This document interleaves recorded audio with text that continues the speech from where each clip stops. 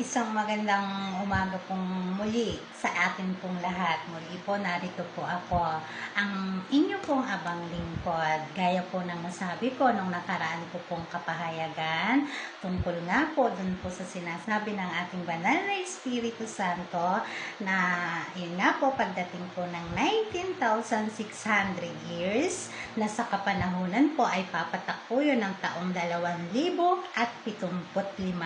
ay ibababa nga po yung sinasabi pong paghatol. Hindi po ibig sabihin na ang paghatol po ay ibig sabihin po, nililinaw po ng ating banal na Espiritu Santo na ang mundo po ay wawakasan.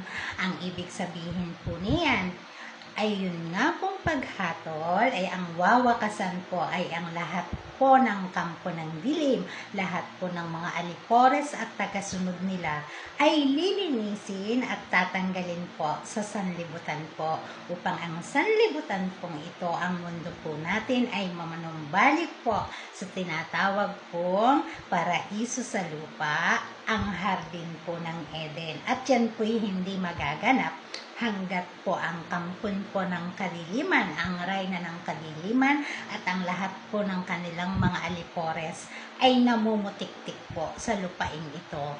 Bagamat mabigat at masakit ang sinasabing paglilinis at yan po ay paghatol, ay nakatakda na po yung maganap dahil nga po nasa panahon na.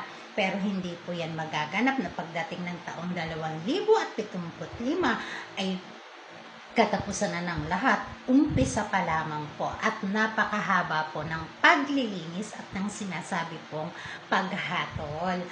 At ayon po sa ating banal na Espiritu Santo ay ihayag ko po sa inyo kung ano po ang magiging hudyat, kung paano po mawawakasan po ang lahat po ng kampo ng kadiliman at lahat po ng dyablo dito po sa sanlibutan ito. Ayon po sa ating banal na Espiritu Santo ng Diyos na kataas-taasan na siyang may lalang ng lahat ng bagay kasama ng kanyang katawan, ang mahal na Birheng Maria at ng kanya pong nag-iisang hari, ang Haring Hesus Kristo, sa tatlong persona pero iisa pong Diyos. Ang Diyos Ama, ang mahal na Birhen at ang Espiritu Santo ay iisa ang kinang at iisa po ang pinagmulan. Inihahayag po niya na ihayag ko po sa inyong lahat na ang magiging katapusan po ng lahat ng kampo ng kasamaan sa panahon po ng paghatol at napakahaba po nito ay ang zombie apocalypse po.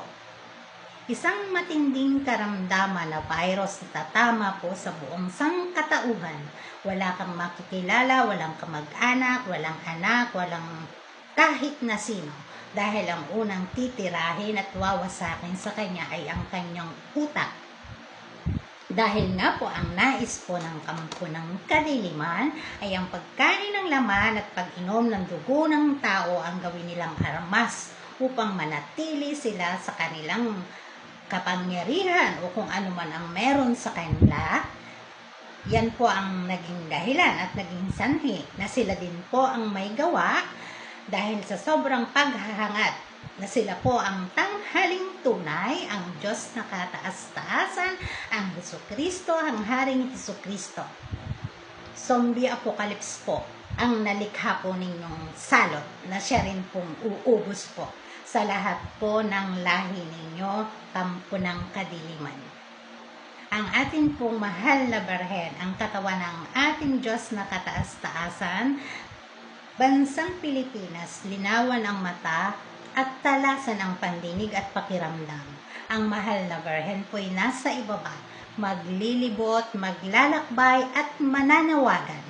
Siya po ang magsisilbi nating arko upang sa darating pong paglilinis at paglipol sa lahat ng kampo ng kadiliman ay siya po ang maging sandigan.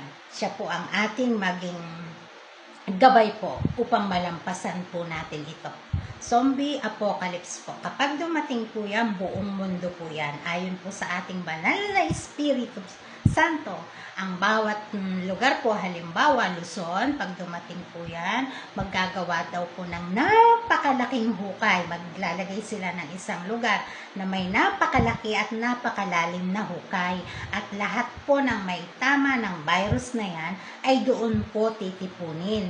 Dahil nga po wala pong kamatayan, kahit nananagtag na ang iyong mata, ang iyong mga laman, yan daw po ibubuhusan ng gasolina or gas at sisindihan. Kaya live po sa ating mga mata ay mamamasda natin sa lupain pa lang na ito, yung sinasabing halos ito pala yung sinasabing dagat ng impyerno, habang sila'y nananangis lahat. At siya po'y magaganap halos sa buong mundo po. Luzon, maglalagay sila ng napakalaking hukay para dyan po sa mga zombie na yan. Visayas, Mindanao, buong mundo po.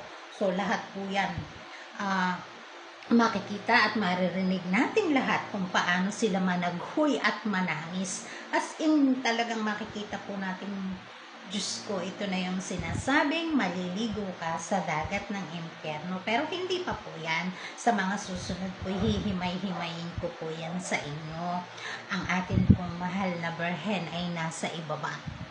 Bansang Pilipinas, mapalad po tayong lahat. Dahil ito po pala ang sinasabing karugtong ng hardin ng Eden. Ang lupang pangakong hindi matagpuan ng kahit na sino mula pa nung unang-una. Hindi po ang mga bansang sinasabi na sila yan.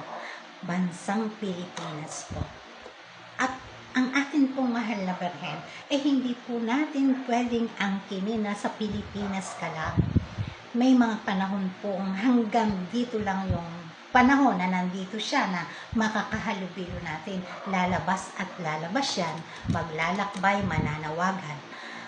Makarinig ang makarinig, makakita ang makakita. Ang kailangan po natin ay wala po tayong dapat maipagmalaki, lalo na po sa ating mahal na Birhen, dahil ang lahat po ay hayag sa Kanya. Nandito po siya hindi upang humatol, hindi upang humusga. Alam na alam po ng ating mahal na ina ang ating kalagayan. Ang kailangan po natin taus-pusong paglapit sa Kanya na mahal na ina, ito po ang totoo naming kalagayan. Ang atin pong mahal na ina, mahal na Birhen, ang katawan po ng ating Diyos na kataas-taasan, ang tugon po at gamot po sa salot at sa karamdamang wala pong makagagamot. Ang kailangan po natin, ibaba po natin ang ating pride. Huwag po natin sabihin, mayayaman kaming bansa. Bakit ko aaralin ang wika ng isang napakahirap na bansa gaya ng Pilipinas? So, pag ganyan po ang estado ng mga pag-iisip, sinasabi po ng ating banal na Espiritu Santo, kasama pong mahuhugos ang mga katawan po natin dun sa balon po na yan. Nalalagyan po ng gas at sisindihan po dahil zombie apocalypse po ang katapusan po ng lahat ng kampo ng kadiliman. Huwag po tayong ma-pride. Huwag po tayong mayabang dahil tayo mayaman, dahil tayo may pinag-aralan, dahil tayo ang pinakasikat, dahil ang bansa natin ay sobrang yaman. Ano ba yung Pilipinas? Isang mahirap na bansa lang yan. Kapag ganyan po ang naging panuntunan po natin, hindi po kakayanin ng ating mahal na Birhen na sa arko po niya ay kayo ay kanyang akayin. Dahil nasa atin po yung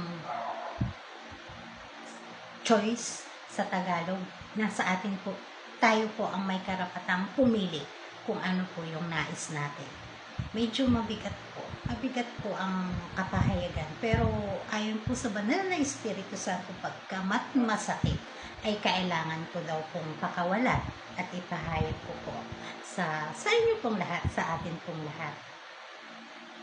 Wala na po tayong oras at hanggang sa muli po. Maraming pong salamat.